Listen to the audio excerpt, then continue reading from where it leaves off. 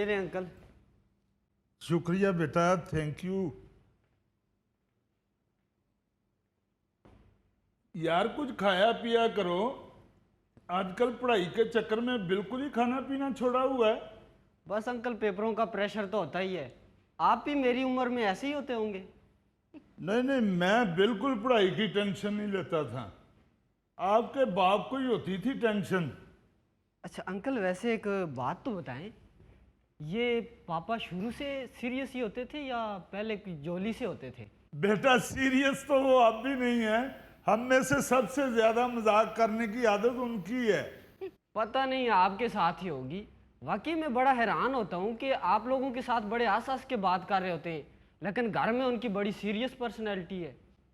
यार बच्चों पे रोब डालने के लिए जरा सीरियस होना पड़ता है, वरना वो ऐसा नहीं है।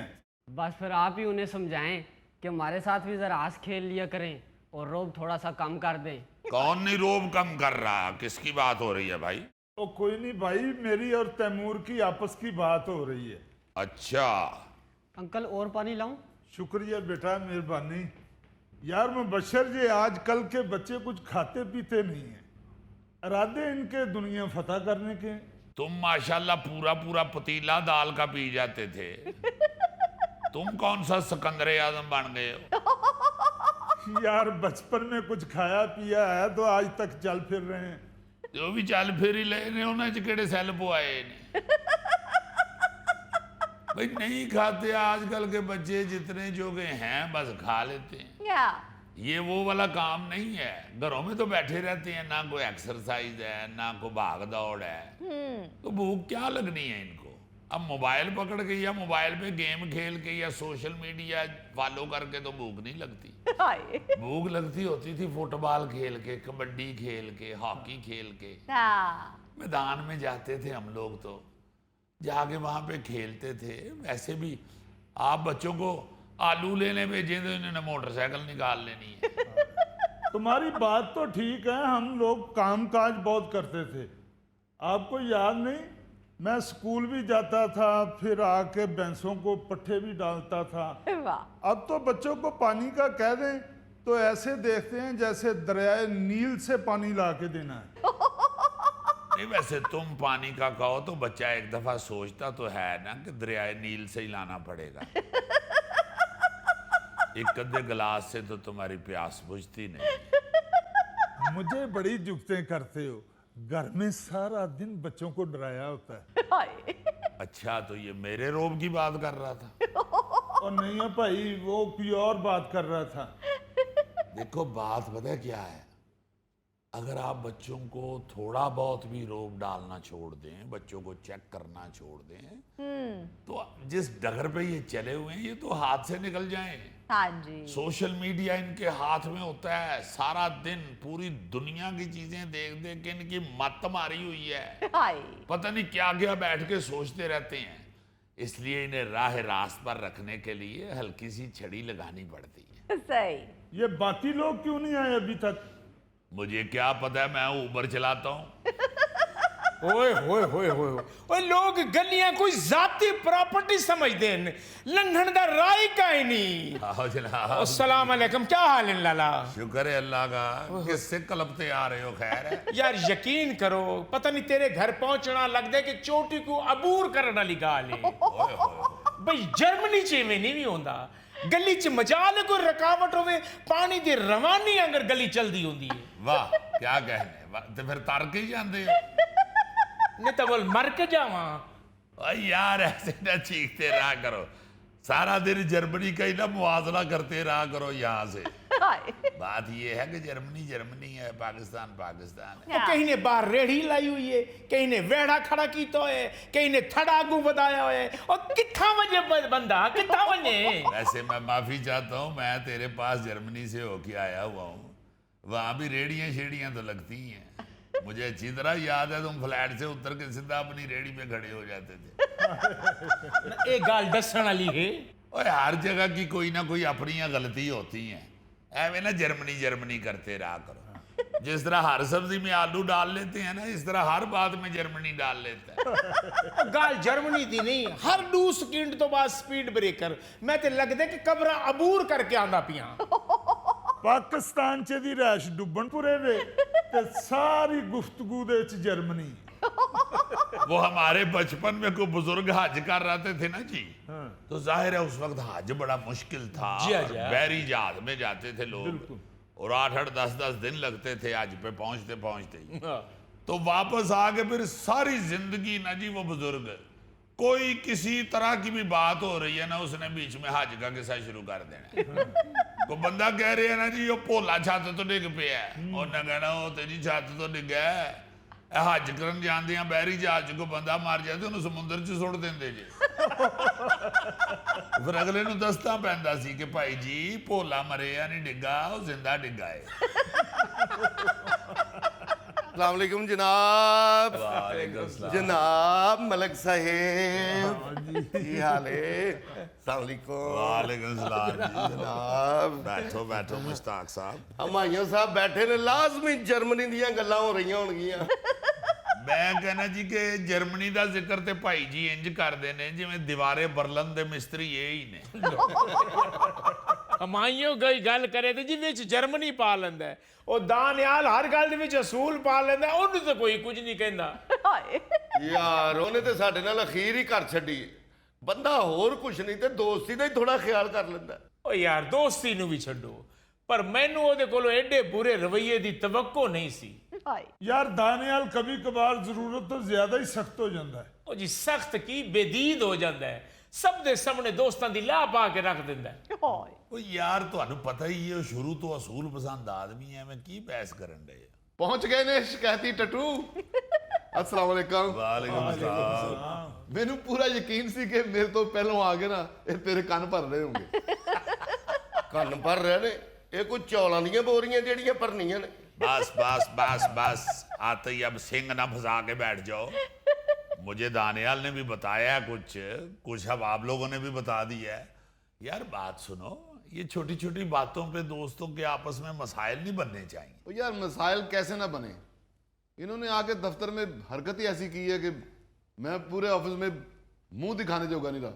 नहीं खैर मुंह तो तुम्हारा दफ्तर वालों को पहले भी नहीं नजर आता होगा। ओ यार एक तो इसके लिए गांव से आई हुई आमों की पेटियां लेके जाऊं, साथ आलू बुखारा लेके जाऊं और ऊपर से इसकी बातें भी सुनूं।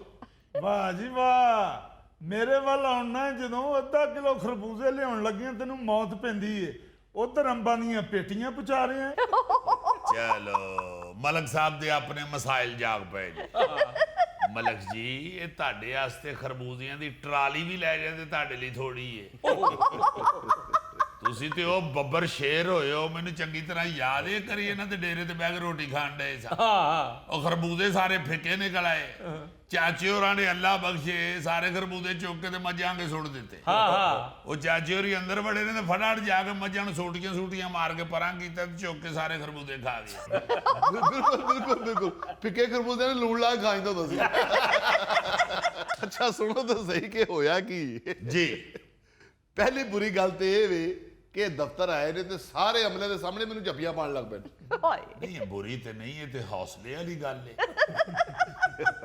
यार दोस्त ने तेरे दफ्तर च गए ने तो ना तेन गले ही मिलना, और की दूर खलो के तेन सलूट मारन। क्यों ना मिलन तेन गले, तेरे च को इलैक्ट्रिक शुआवां निकलदी है या तेरे पिंडे ते लुक लगी है जेड़ा गले मिले वो चंबड़ जांदा है। यार वो 5 जप्पियां मिलन 100 वारी गले मिलन, दोस्तां ने मिलना तो और किन्ना ने मिलना है। लेकिन जो सारे पता लग गया कि इन्हां दे आपस में बड़े अच्छे तल्लुकात ने जी, अगों की कीता है तो सुन, टेबल मेरे ते रख के फ्रूट दियां पेटियां जी ते फाइल कट के ते कहंदे इत्ते साइन कर दो। वो सारा अमला ही इंज हो गया कि यार ये तो बुरी गल है, फ्रूट खरीदे तुसी ते रसीद उत्ते साइन दानियाल दे करवा रहे। ओ यार फ्रूट दे पैसे ते मैं 10 वार देने नूं तैयार हां, लेकिन 2 नंबर काम वो मैं सोच भी नहीं सकता। 2 नंबर? ओ असी तेन शक्लों 2 नंबर लग रहे हैं। वैसे इधरों ते लग रहे हैं, इधरों तो हैं, इधरों डबल लग रहे हैं।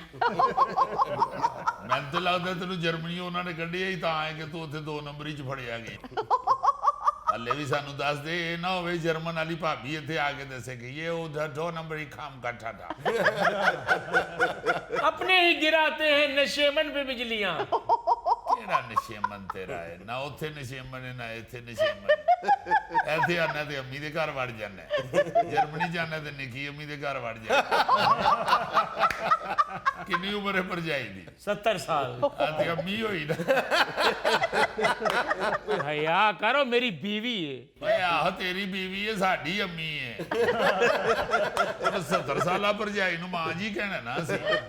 ਅਸਲ 'ਚ ਹਮਾਇਓ ਨੇ ਮੁਲਕ ਹੀ ਗਲਤ ਚੂਜ਼ ਕੀਤਾ ਹੈ, ਜਰਮਨੀ। ਉਹ ਤਾਂ ਬੜੇ ਟੌਲ ਹੈਗੇ ਨੇ, ਇਹਦਾ ਤਾਂ ਬੰਦਾ ਸੀ ਕੋਈ ਹਾਂਗਕਾਂਗ, ਕੋਈ ਤਾਇਵਾਨ, ਫਿਲਪਾਈਨ ਜਾ ਕੇ ਕਰ ਤੂੰ ਆ ਸ਼ਾਇਦ।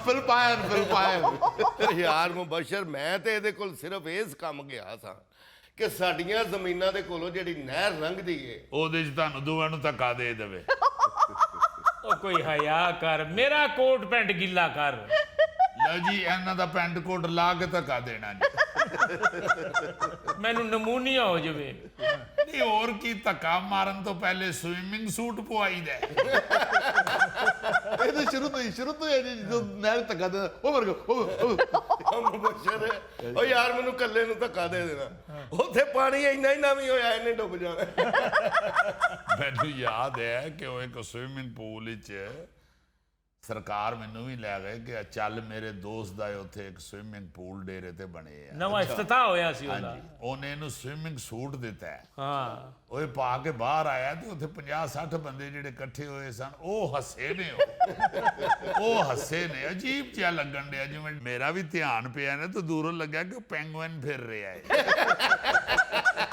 ਉਹ ਯਾਰ ਮੇਰੀ ਤੇ ਨਹਿਰ ਵਾਲੀ ਗੱਲ ਵਿੱਚ ਹੀ ਰਹਿ ਗਈ। ਹੁਕਮ ਕਰੋ ਜਨਾਬ। ਮੇਰਾ ਖਿਆਲ ਹੈ ਜਦੋਂ ਦੇ ਤੁਸੀਂ ਬੈਠੇ ਹੋ ਇੰਨੀ ਦੇਰ ਨੂੰ ਤੇ ਇਹੋ ਜਿਹਾ ਬੰਦਾ ਨਹਿਰ ਪੀ ਜਾਂਦਾ ਜੀ।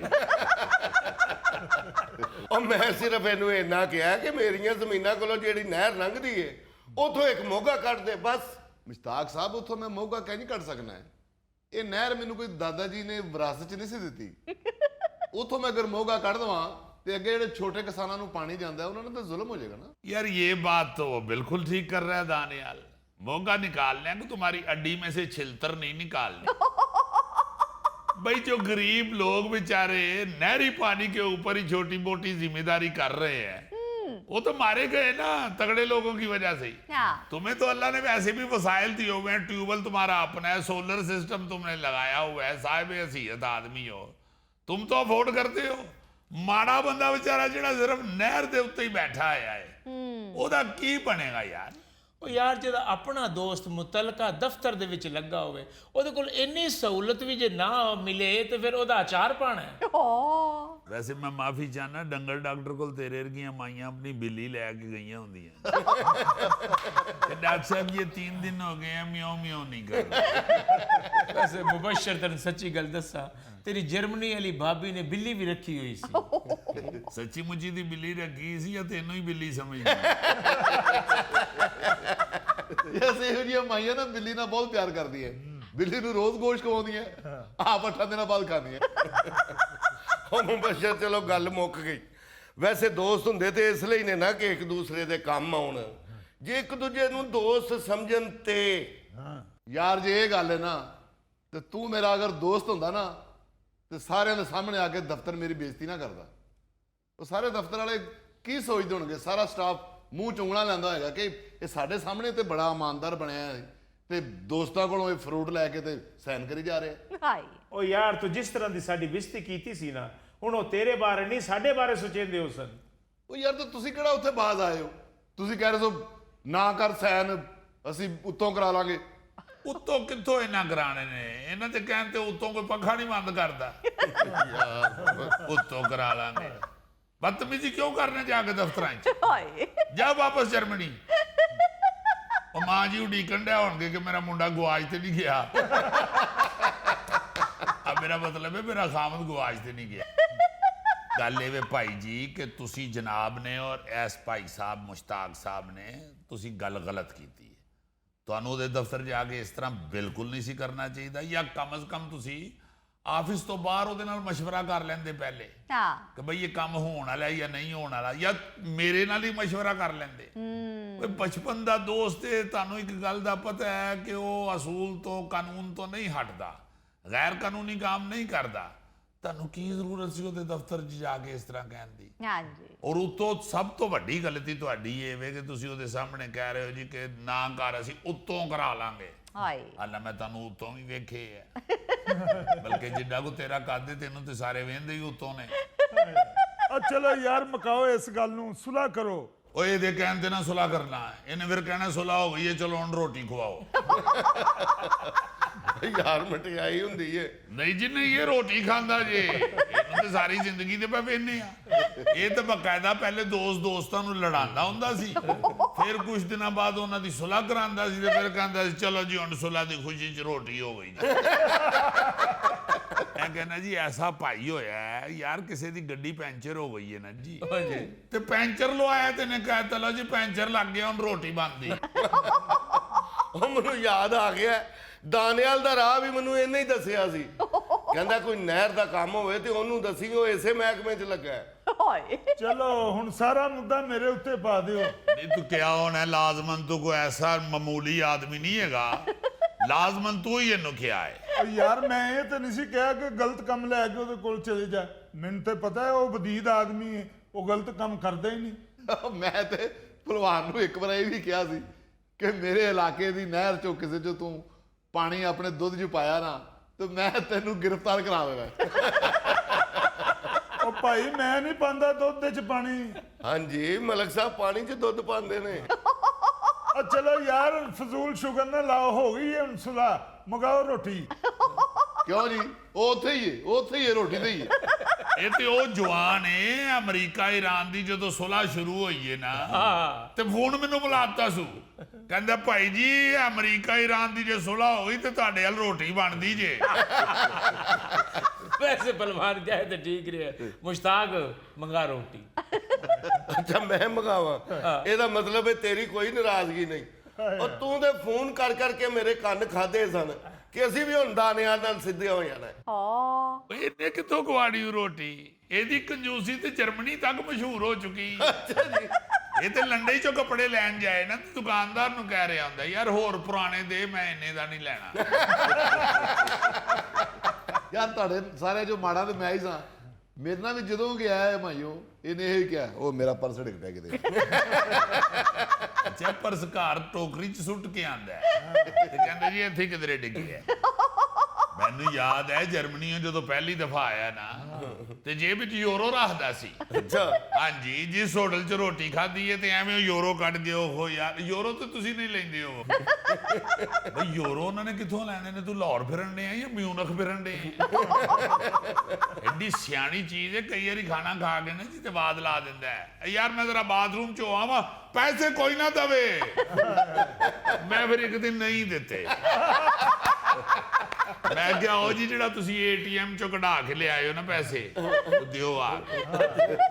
ਫਿਰ ਦਿੱਤੇ ਹੋ ਸੂ? ਨਹੀਂ ਜੀ ਕਿੱਥੋਂ। ਉਹਦੇ ਬਾਅਦ ਉਹ ਡਰਾਮਾ ਸ਼ੁਰੂ ਕਰਤਾ ਨਾ ਜਿਹੜਾ ਦਾਨੇਵਾਲ ਨੇ ਦੱਸਿਆ, ਉਹ ਯਾਰ ਮੈਂ ਪਰਸ ਕਿਧਰੇ ਸੁੱਟ ਬੈਠਾ। ਉਹ ਨਿਆਰੀ ਹੈ ਰਾਮੋ, ਇਹ ਪਿਛਲੇ ਹਫਤੇ ਤੇ ਤੁਹਾਨੂੰ ਨਿਆਰੀ ਨਹੀਂ ਖਵਾਈ। ਪਿਛਲੇ ਹਫਤੇ ਨਹੀਂ, ਪਿਛਲੇ ਟੂਰ ਤੇ। ਤੂੰ ਹਯਾ ਕਰ, ਇਸ ਟੂਰ ਤੇ ਤੈਨੂੰ 3 ਮਹੀਨੇ ਹੋ ਗਏ ਨੇ ਆਇਆ ਤੇ ਤੂੰ ਸਾਨੂੰ ਲੱਸੀ ਵੀ ਨਹੀਂ ਕਿਧਰੋਂ ਪਿਆਈ। ਓਏ ਆਪਣਾ ਤੈਮੂਰ ਇਧਰ ਆਓ ਬੇਟੇ। ਫਿਕਰ ਨਾ ਕਰੋ ਜਨਾਬ, ਅਸੀਂ ਖਵਾਨੇ ਆ ਰੋਟੀ ਤੁਹਾਨੂੰ। ਪੱਕਾ ਕੀ ਐ ਹੁਣੇ ਯਾਰ ਪੱਕੇ ਦਾ ਮੈਨੂੰ ਨਹੀਂ ਹਲੇ ਪਤਾ, ਮੈਂ ਵੀ ਕੋਈ ਨਹੀਂ ਖਾਦੀ। ਠਹਿਰ ਜਾ एक मिनट। तैमूर बेटे। जी पापा। बेटे घर में तो इतना खाना नहीं पका होगा, सारे अंकल ने खाना खाना है। जी जी तो मेरा पुत्र ऑनलाइन ऑर्डर कर दो जी। ते मलक अंकल तो इलावा सारे अंकलों पूछ लिया की खाना है। ਯਾਰ ਮੇਰੇ ਕੋਲੋਂ ਕਿਉਂ ਨਾ ਪੁੱਛੇ, ਮੈਂ ਰੋਜ਼ਾ ਰੱਖਿਆ। हमने नहीं कहा फ्री, उसके पैसे दें हमें। बहरहाल आपको पता है प्रदेश में वैसे ही बंदा डरा होता है। ਹਾਂਜੀ ਹਾਂਜੀ। सिर्फ गोगा नहीं डरता, क्योंकि गोगा आंदा यार खानी उत्थे भी रोटी है ते खानी इत्थे भी रोटी है।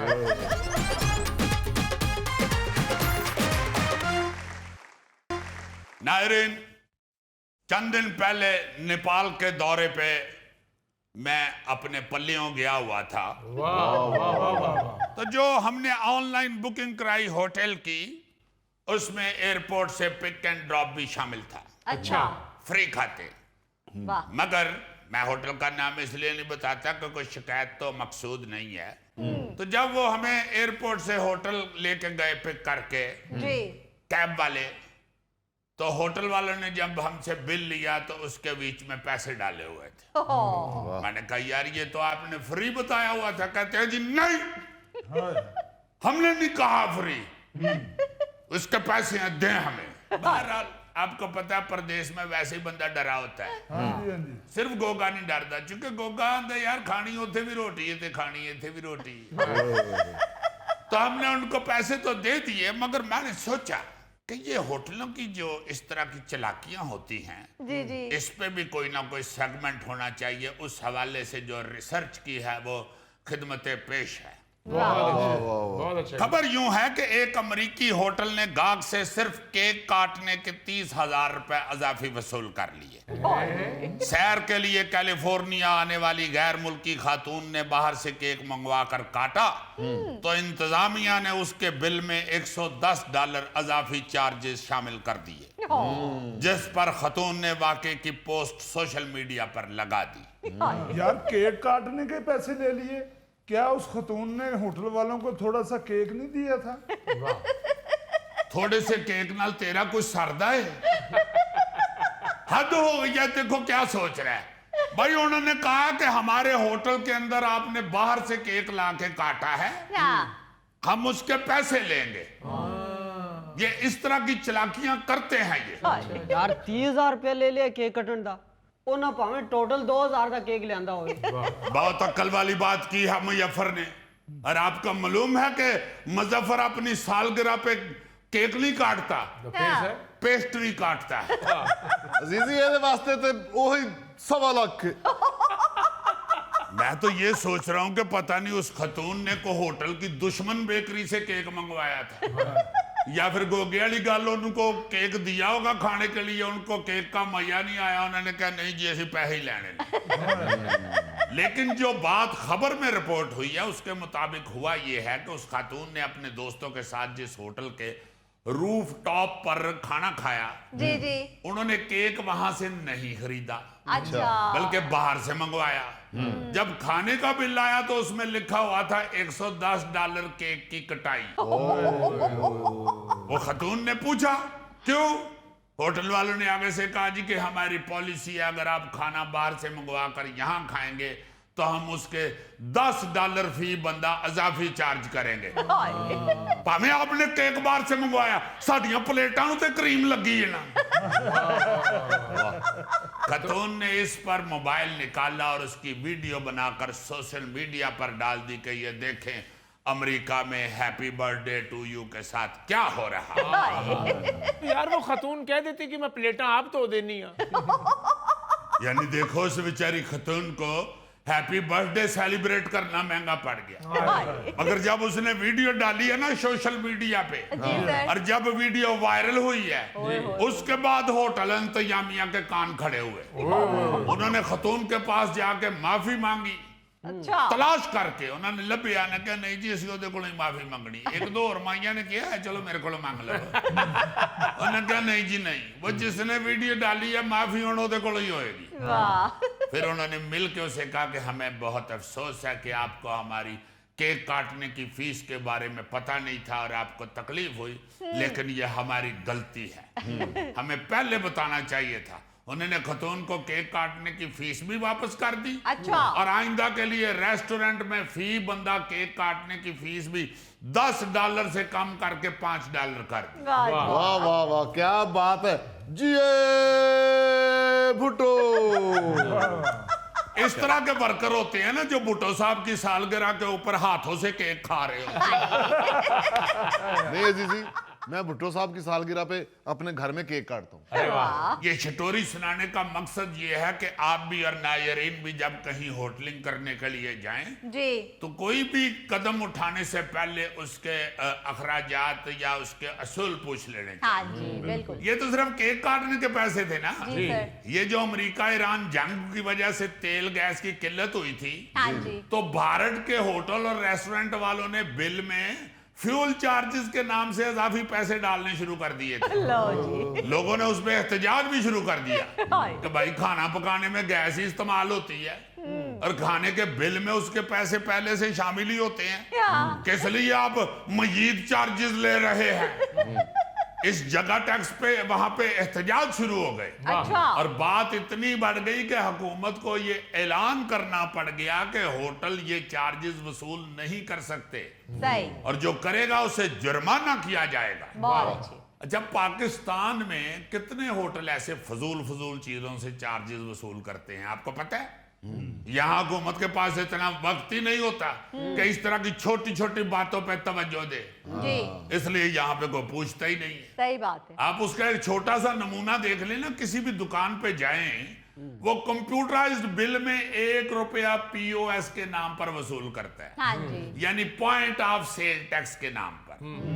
अब 1-1 रुपया करके लाखों शॉपिंग मॉल्स और सुपर स्टोर्स तो रोजाना आवाम से करोड़ों रुपया वसूल करते हैं। ओए होए होए इसी तरह शॉपिंग बैग के पैसे भी अब लग गए हुए हैं। हुकूमत ने शॉपर पर पाबंदी लगाई जी। तो हर किसी ने वो दूसरे बैग रख लिए। हाँ जी अब वो बैग जो है वो ज्यादा से ज्यादा 3-4 रुपए का होता है, बिल्कुल मगर 10 या 15 या 20 रुपए का बिक रहा है वहां पे। बिल्कुल ऐसे किसी ने उससे पूछा नहीं। गर्मियां आ गई है ना तो अक्सर पान सिगरेट वाले पानी या जूस या कोल्ड ड्रिंक ठंडी करने के इजाफी पैसे वसूल करते हैं। जी बिल्कुल बिल्कुल। उनसे कोई पूछता ही नहीं है। हाँ जी तो कहते भाई जी ठंडी बोतल इन्ने दीजिए ते नॉर्मल बोतल इन्ने दी। हाँ यार इन्नी गर्मी च ठंडी पीनी है, नॉर्मल किथों पी लवे बंदा। भाई जिसका नाम ही कोल्ड ड्रिंक है उन्हें ठंडी ही होना है, यानी बेच रहे हैं कोल्ड ड्रिंक हाँ। तो उसे कोल्ड करने के पैसे वखरे ले रहे हैं। हाय। बहरहाल चूंकि यहाँ कोई पूछता ही नहीं है इसलिए वापस चलते हैं खबरों की तरफ जी जहां पूछगिछ होती है। 2020 में नेपाल के एक होटल ने गाहक से आइसक्रीम ठंडी करने के 10 रुपए इजाफी वसूल कर लिए। उसने कंज्यूमर कोर्ट में शिकायत कर दी। अच्छा आप सोचे जरा इस मुकदमे का क्या हुआ होगा, आप ही सोचो, मैं नहीं दसना। यार अजीजी सैर तुम खुद करते फिरते हो और बताएं हम। ओके सॉरी, मैं बता देता हूं। भाई जी अदालत ने उस होटल वाले को लाइन हाजिर कर लिया अच्छा और उसे कहा कि 2 लाख रुपए हर्जाना इस गाहक को दो। वाह साथ ये ऑर्डर भी किया कि आप अपने होटल की रिसेप्शन पर लिख कर लगाएं कि हम आइसक्रीम या कोल्ड ड्रिंक या पानी को ठंडा रखने के अजाफी चार्जेस वसूल नहीं करते। बहुत अच्छे एक और जरा दिलचस्प खबर सुना। जी 2011 में न्यूयॉर्क के एक शहरी को बालकोनी में बगैर लाइसेंस कपड़े लटकाने पर $200 जुर्माना हुआ, क्योंकि न्यूयॉर्क में बगैर स्पेशल इजाजत के कोई अपनी बालकोनी में कपड़े सुखाने के लिए नहीं डाल सकता। अच्छा बल्कि बालकोनी या सहन में तारों पर कपड़े लटकाने के लिए भी लाइसेंस लेना पड़ता है। वाह जी वाह और अगर बगैर लाइसेंस के आप बनेरे पे कपड़े डालते सूखने के लिए तो $200 जुर्माना है, ओए होए होए और अगर गोगे के कपड़े हों तो फिर $1000 जुर्माना है।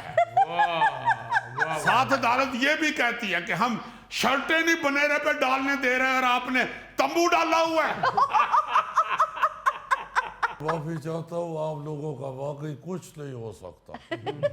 एक तो वैसे गर्मी, उस पे आप लोग सत्तू पी के सोए हुए हैं।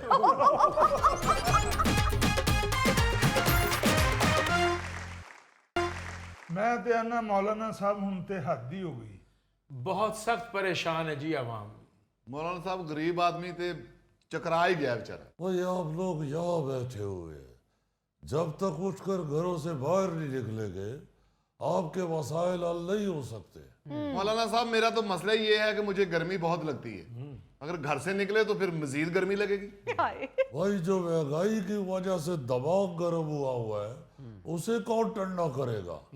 अब दिमाग निकाल के तो आप एसी के सामने नहीं रख सकते, या उसे तो आप छन्ने में डाल के तो फ्रिज में नहीं रख सकते। हमने उसी लिए पूरे मुल्क में महंगाई के खिलाफ एहतजाज का ऐलान किया था। कई लोग हुक्मरानों को प्यार की जुबान समझ नहीं आती। जी आप ये जो स्कूलों के बाहर पढ़ते हैं, मार नहीं प्यार, जी इस कैटेगरी में हुक्मरान नहीं आते। हाय इन्हीं की वजह से तो मुल्क इस वक्त गंभीर सूरत हाल से दो चार है, और जब तक इन दो चार का बंदोबस्त नहीं किया जाएगा, मुल्क यूं ही दो चार रहेगा। मौलाना साहब, महंगाई किस दौर में नहीं हुई? महंगाई भी बढ़ती रही और महंगाई के खिलाफ एहतजाज भी बढ़ता रहा। हाँ और नतीजा तो 0/0 है। और आपको देख के तो लगता है अब जीरो से नीचे माइनस की तरफ चला गया है। अब देखिए ना जरा, कितनी सख्त महंगाई हो गई है। बेटे कितनी देर हो गई है कोई नवाला खाए हुए? मौलाना साहब, ये एक नवाला खा ले तो इसका 1 हफ्ता गुजर जाता है। तो आपका एक नवाला कितने हफ्तों में बनता है? मौलाना महंगाई वाकई बहुत बढ़ गई है। देखो भाई, महंगाई बेशक हर दौर में बढ़ती रही है, लेकिन इसके बढ़ने की भी कोई एक स्पीड होती है। कुछ दौर में तो महंगाई इस स्पीड से बढ़ी है जिस स्पीड से 5 फुट के बाद खवातीन का कद बढ़ता है। और कुछ दौर में महंगाई इस तरह बढ़ती है जैसे ब्रायलर चूजा 1 महीने में बढ़ जाता है। मगर इस दौर में तो महंगाई ऐसे बढ़ी है जैसे नौजवान की फूल गैलरी में सेल्फियों की तादाद बढ़ती है। यानी इस दौर में तो महंगाई बढ़ने की स्पीड की अखीर हो गई है, क्योंकि ये हुक्मरान चोर रास्ते से आए।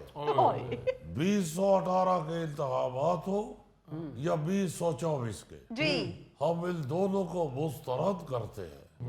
और हमने ये मुस्तरद इसीलिए किया है कि दोनों इलेक्शंस में आवाम की मर्जी के खिलाफ हुकूमतें बनाई गई है। अगर आवाम की मर्जी को मद्देनजर रखा जाता तो ये कैसे मुमकिन था कि जमीयत उलमाए इस्लाम सबसे बड़ी जमात बन के ना उभरती। हाय मौलाना साहब, आप जितनी मर्जी एहतजाज की कॉलें देते रहें, कॉल का बिल पढ़ने के सिवाय और कोई नतीजा निकलेगा ही नहीं। क्योंकि थोड़ी देर बाद रिकॉर्डिंग शुरू हो जाती है कि मौजूदा काल के लिए आपका बैलेंस ना काफी है। वैसे मैं माफी चाहता हूँ, आप लोगों का वाकई कुछ नहीं हो सकता। एक तो वैसे गर्मी, उस पे आप लोग सत्तू पी के सोए हुए हैं। भाई, हम इस कौम को जगाना चाहते हैं।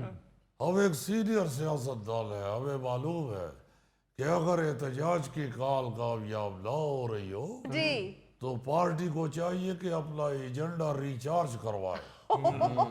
हम जानते हैं कि इनकलाब कौम के दरवाजे पर दस्तक दे रहा है। वाह कौम कब तक ये समझ कर उठ के बाहर नहीं देखेगी कि कौन दरवाजा खटखटा रहा है।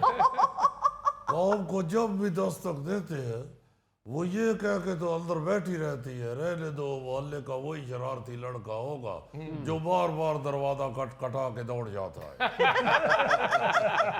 खाने से याद आया मौलाना साहब, सुना है आपने KPK के वजीर आला के एजाज में आपने अशाइया दिया है? देखिए, पहली बात तो ये है कि वो खुद चल के हमारे यहाँ आए थे और उनसे KPK के मामलात और अमन व अमान की सूरत हाल पर खासी तफसीली बात हुई है। अच्छा मुझे अच्छा लगा कि उन्हें ये समझ आ गई कि मामलात मशावरत से ही आगे बढ़ते हैं, सही अकेले ये कुछ नहीं कर सकते। जी बल्कि मैं तो चाहता हूँ कि जैसे पीपल्स पार्टी का वफद भी मुझसे मिला जी, और मैंने उनसे भी जरदारी साहब के गैर मौसर होने का जिक्र किया और ये वाजे किया कि कोई भी नई तरमीम ऐसे ही मुंह उठाकर नहीं होने दी जाएगी। इस अमल में हम साथ हैं। इसी तरह अगर मियां शहबाज शरीफ साहब भी चीन जाने से पहले मुझसे मिल रहे थे तो कम से कम मैं उन्हें अच्छे मशवरे दे देता। वाह वो चीन जा रहे हैं, मैं उनको बताता कि वहां जाके बात कैसे करनी है।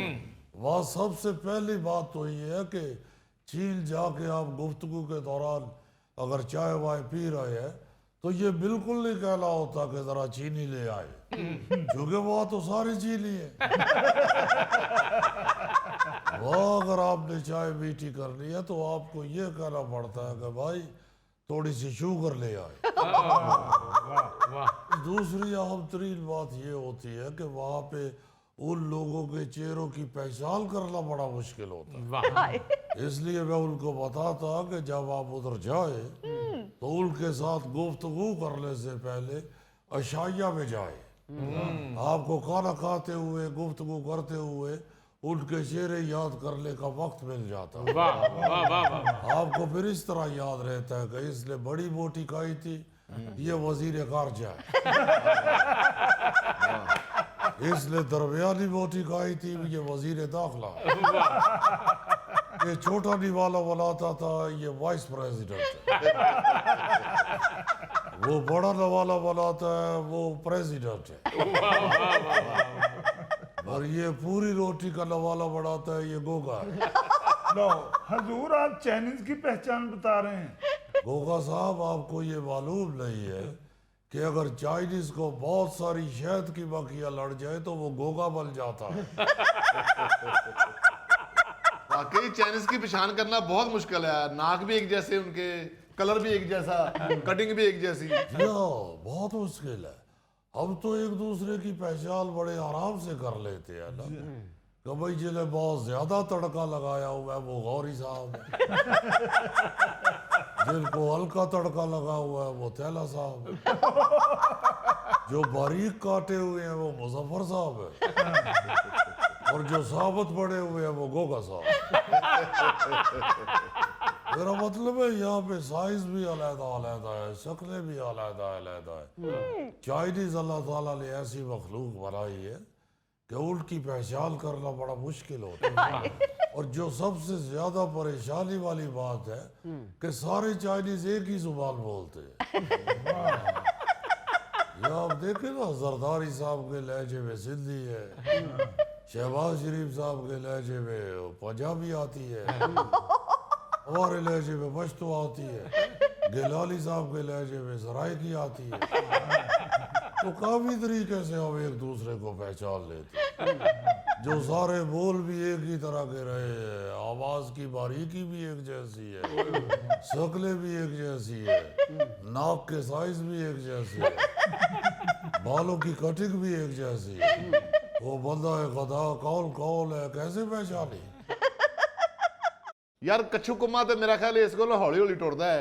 ਉਹਨੂੰ ਪਤਾ ਜੇ ਰਾਤ ਵੀ ਪੈ ਗਈ ਤੇ ਮੈਂ ਧੌਣ ਅੰਦਰ ਕਰਕੇ ਇੱਥੇ ਸੌ ਜਾਵਾਂਗਾ। बिल्कुल ठीक बात है। ना ही उन्हें सुते पे लत उत्ते लत रखनी हुंदी। ये ना कहो, मैंने खुद देखा तुम टांग पे टांग रख के बैठे हुए थे।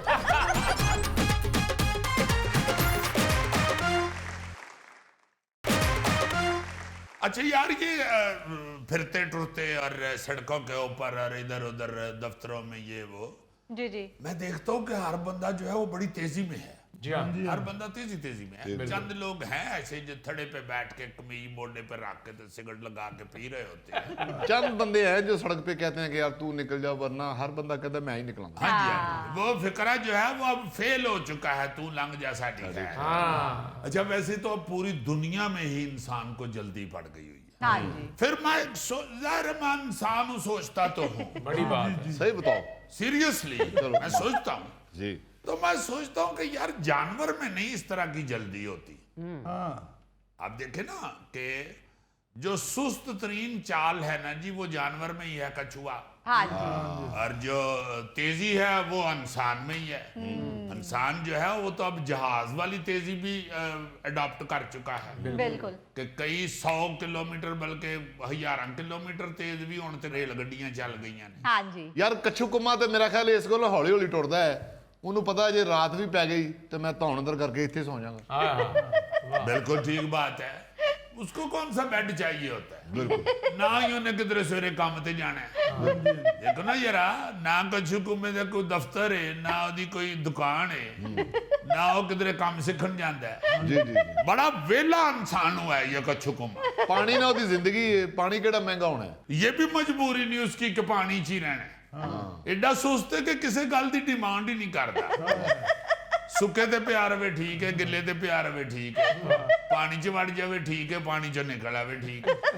ना ही उन्हें सुते पे लत उत्ते लत रखनी हुंदी। नहीं, ये ना कहो, मैंने खुद देखा तुम टांग पे टांग रख के बैठे हुए थे। अच्छा अच्छा, सॉरी, कच्चू कुम्मे की तुम बात कर रहे हो। अजीजी ये कच्चू कुमा नहीं है, गिरद कुमा है।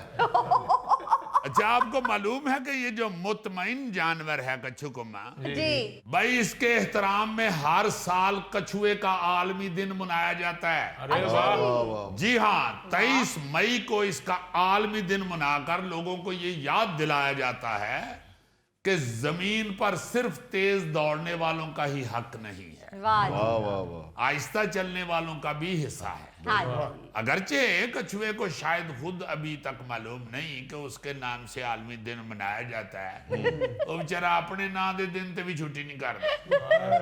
जिन्ना को ਉਹਦੇ ਕੋਲ हो सकता है वो बाहर निकल के टुर फिर लेंदा है। बिल्कुल ही ढिल्ला है, ना अपने आलमी दिन ते कोई केक कटदा है, ना कोई गले च हार हूर पा के फोटोआं खिचांदा है, उस तरह में ढिल्ला ढिल्ला टुरदा रहंदा। अच्छा, वैसे तो इस दिन का मकसद कछुओं के तहफ़्फ़ुज़, उनकी अहमियत और उनके कुदरती माहौल के बारे में आगाही पैदा करना है, जी क्योंकि कछुए माहौलियाती आलूदगी और इंसानी लापरवाही की वजह से शदीद खतरे में हो जाते हैं। और हैं ये जो इन पे रिसर्च करते हैं ना जी, हाँ जी, हाँ जी, वो बताते हैं कि ये जो माहौलियाती आलूदगी है उसने ये कछुओं पे बड़ा असर डाला है। अच्छा, बहरहाल ये दिन एक अच्छी कोशिश है ताकि लोग समझ सकें कि कछुआ सिर्फ बच्चों की कहानियों का किरदार नहीं, हाँ जी, बल्कि माहौल का एक अहम हिस्सा है। बहुत वैसे अगर जानवरों में दरवेशों की फहरिस्त बनाई जाए ना जी, जी जी, तो यकीनन कछुआ ही पहले नंबर पे आता है, क्योंकि वो ना जल्दी करता है, ना शोर मचाता है, ना किसी को मुतासर करने की कोशिश करता है। ना होता है ना कि कई जानवर एवं हल्का जिहा दौड़ के ते डरांदे भी नहीं, इन्हें डराना भी नहीं किसी को। ना ही आप देखें कि ये तस्वीर बनाते हुए पाउट बनाता है। हालांकि कई जानवर जो हैं उनके साथ अगर आप फोटो बनवाएं तो वो फौरन कर लेते हैं। यानी बताने का मकसद ये है कि ये इंतहाई सुस्त किस्म का जानवर है। हाय, ये फुल दौड़ रहा हो ना जी, जी जी, तो तुसी कहोगे कि ए होता है ना, जानवर दौड़ रहा हो तो बंदा कहता ओए हो गया। नहीं, फुल दौड़ रहा होगा तो आप कहेंगे ए जी। यानी कि इमरजेंसी में भी यही है। यानी कछुए की बेगम से अगर कोई पूछे भी ना कि भाभी भाजी घर ने, वो कहती नहीं जी नहीं, वो तो सवेर ते निकले ने, ए जान डे। और अगर कोई ये पूछ ले कि वापस कदों आन के भाजी, तो कहती हुण देखो ना इन्नी दूर चले गए ने, हुण शाम नूं ही आनगे वापस। जे कच्छू कुमा साहब किते पानी 'ਚ ਵੜ ਜਾਣ ਤੇ ਫਿਰ ਉਹਨਾਂ ਦੇ ਘਰ ਵਾਲੀ ਕਹਿੰਦੀ ਹੈ ਕਿ ਹੁਣੇ ਆਣਗੇ 25 ਸਾਲ ਬਾਅਦ। बड़ी मुश्किल नाल डंकी ला के प्रदेश गए ने। अच्छा, कछुए की सबसे जो नुमाया चीज है वो तो आप सब जानते हैं कि खौल है उसका, हाँ जी सर, जो उसके ऊपर वो हेलमेट पड़ा हुआ है। ओए हो रब्बुल इज्जत कितना अजीम रब है, क्या क्या वैरायटी बनी हुई है, सुभान अल्लाह।